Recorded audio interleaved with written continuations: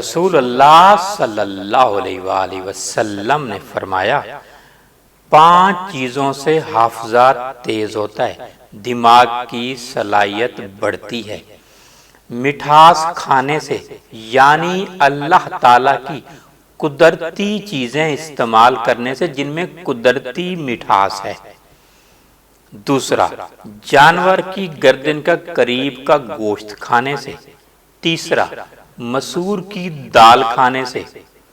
چوتھا ٹھنڈی روٹی کھانے سے، اور آپ صلی اللہ علیہ وآلہ وسلم نے باسی روٹی کا استعمال بھی کیا، اور پانچواں آیت الکرسی پڑھنے سے۔